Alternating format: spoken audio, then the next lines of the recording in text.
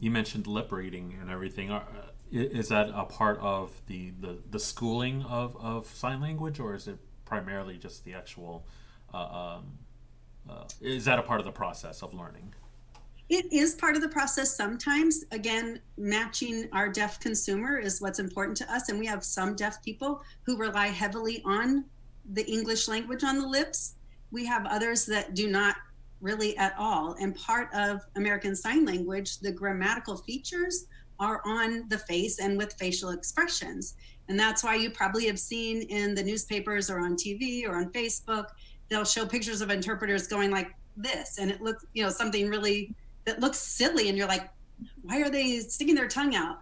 All of those things are actual grammatical processes in the sign language. Hmm. And so I think that's another thing, hearing people like, wow, they look like they're doing something crazy up there, but it's really part of the language, and it's a beautiful language. Yeah, absolutely. I have a funny story to tell you, Tony. Yeah. One time, Rebecca and I were interpreting for a class, a Missouri State class that was being held remotely, and for an individual who's very bright, and so we were on video every Monday, Wednesday, Friday, and we had no idea that the screen that they were showing the interpreter on was like 60 inches. And so you could see everything, every strange movement. And from time to time, the screen, it wasn't the best quality at that time, because it would have been 10 years ago or so before we had all of this advanced technology, but you would freeze. So we would freeze in positions like, or strange things, but we had no idea that we were frozen like that. And really this went on the whole semester. And finally our deaf client said, did you know that the whole class would be laughing at how crazy the two of you looked? I said, no, I'm glad I had no idea. Would have been mortified. Well, I guess it would take a lot of confidence to be able to do what you guys do, obviously, because you're speaking in front of a lot of people at a lot of times. Yeah. So let's talk about the general public and sort of the things that people don't know about what you guys do. Are there any negative emotional or physical stress that you guys go through that the general public would have no idea that comes a part of your job? I think one of the things that I think of first of all is typically the professional standard for our industry is if any assignment is more than 2 hours in length, we require two interpreters, because the language itself is not only the physical language that you see, but the processing of simultaneously taking in information and changing it in your mind into this second language and putting it out physically on your hands is very labor intensive, mentally and physically. And so typically when it's a longer period of time, like an all-day orientation for work or a conference or what have you, we'll have two interpreters that will take turns every 20 minutes or so. And while the one person's interpreting, the other interpreter is there as backup in case the first interpreter can't hear something, can't see what's behind them on the projector screen. That second interpreter feeds whatever information they need so that everything goes very seamlessly. Do you guys struggle with of keeping up with like, let's say, a very fast talker? I mean, like, is that an issue where you just kind of have to plow through it, or I mean, are you guys trained to just kind of skip a word or two, or kind of how does that work? Um, I think that if someone is reading something, they tend to go a lot faster than if it's just extemporaneous speech. At least that's what I've noticed, and that is a difficulty. And oftentimes we'll be in situations if a person is going too fast where we can stop them and say, do you mind to slow down just a little bit? And then, of course, you sometimes have the opposite, where people think that you're interpreting word for word, so they'll go very slow, which also is very difficult because we don't typically speak like that, so it doesn't look very natural to do word for word for word. Sure. Rebecca, were you going to say anything? Oh, no, just that's part of our role as well, is to make sure that the communication happens as seamlessly as possible. And so if we have, sometimes the deaf people get pretty worked up about something. If they're anxious or mad or angry, they can sign very fast. And that's our role. We have to try to control the situation enough so that we can make the communication successful. And so sometimes I've had to tell deaf people, okay, hang on just a second. And I get all that out that they just signed to me out in English. And then I say, okay, now let's pick back up again. And so that's kind of our role, to help mediate that communication to make sure it's successful.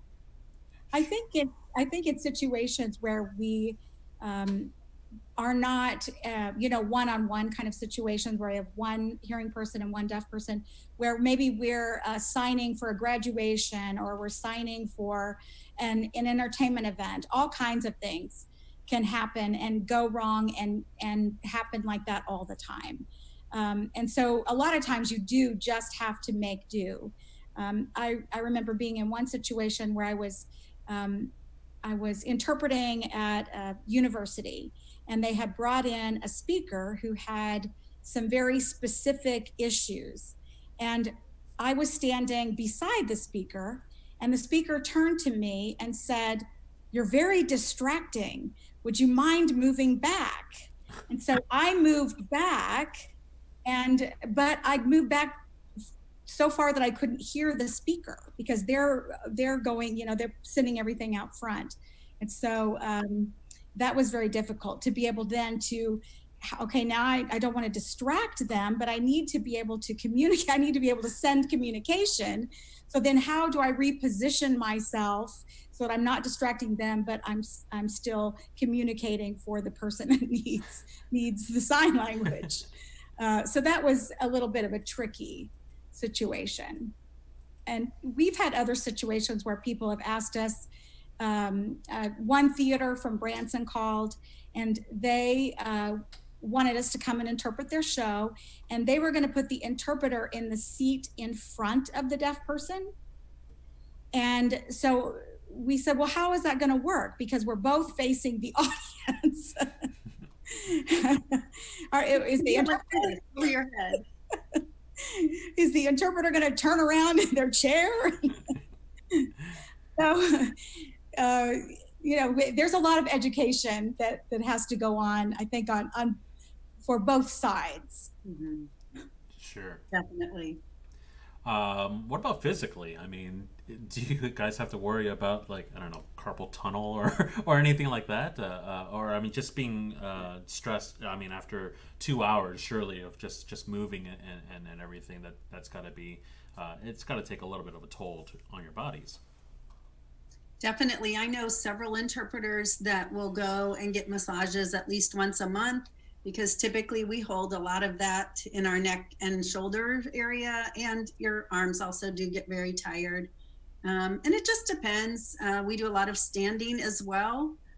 Typically for any doctor's appointments, we don't wait in the room with the patients unless there's a provider in the room. So otherwise we're standing out in the hall waiting for the doctor. So there's a lot of standing involved.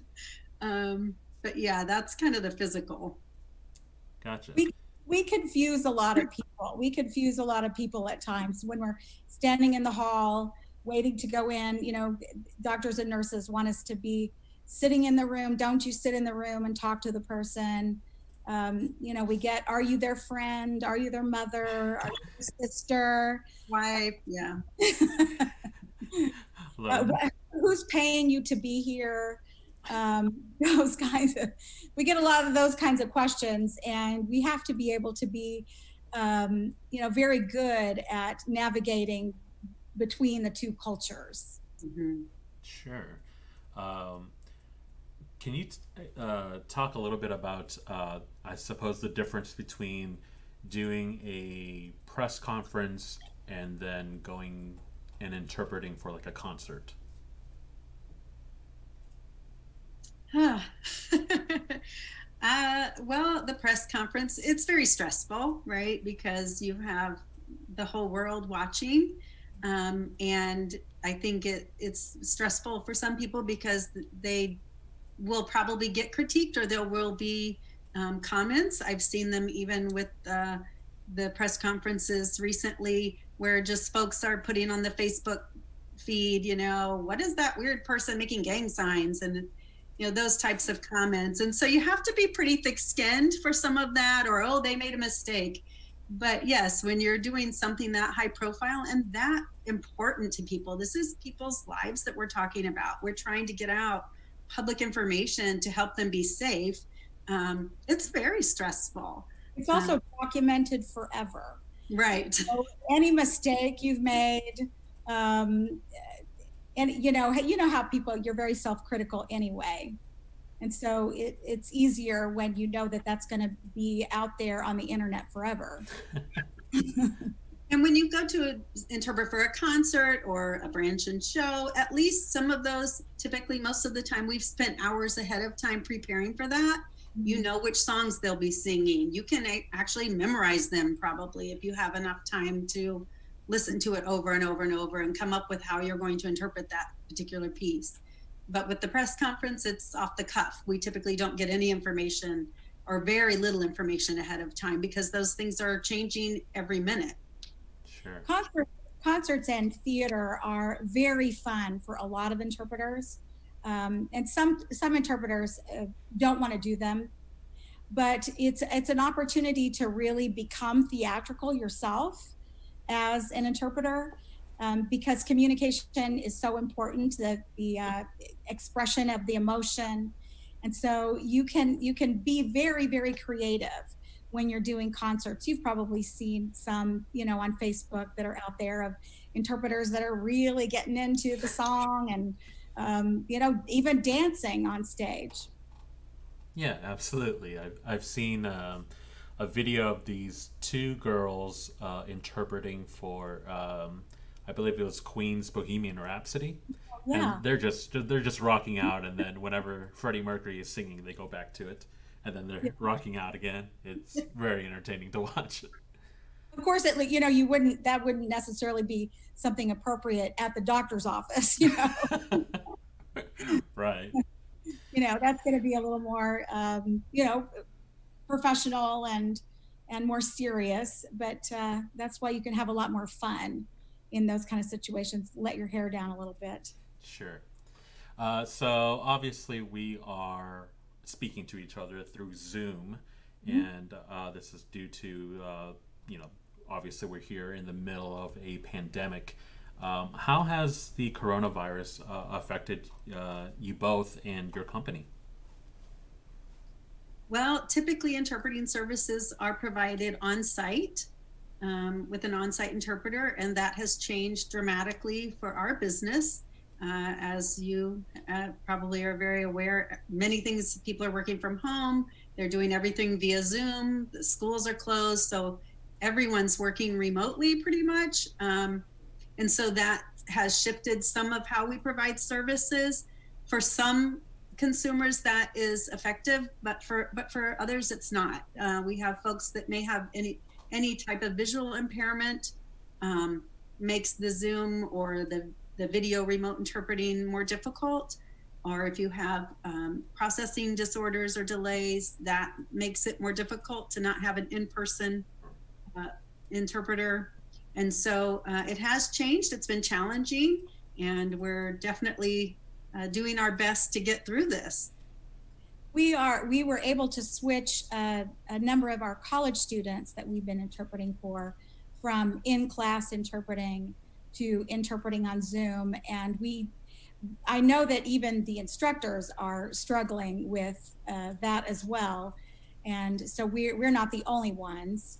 But in some of the situations, we are providing the communication while the instructor is lecturing, and in other situations, we're watching and interpreting the lecture and filming, filming the interpreter doing the communication for the lecture and then sending it to the person later. So it just kind of depends on what works for any given person in any given situation. In-person interpreting is always better. Gotcha. Okay, well, I think we are just about out of time. So thank you so much for talking with us. Is there anything else you guys want to say to all of your fans out there? Well, thank you so much for having us. We really appreciate the opportunity to share what we do and what we provide for the area. So thank you. You can always check us out on our website. It is www.aslmo.com. And it's also where you could request an interpreter or contact us about getting more information about what we do. We're always happy to share. All right. Well, thank you guys for Cindy Lear and Rebecca Blitch. I'm Tony Wynn. Thank you so much. Thanks, Tony. Bye.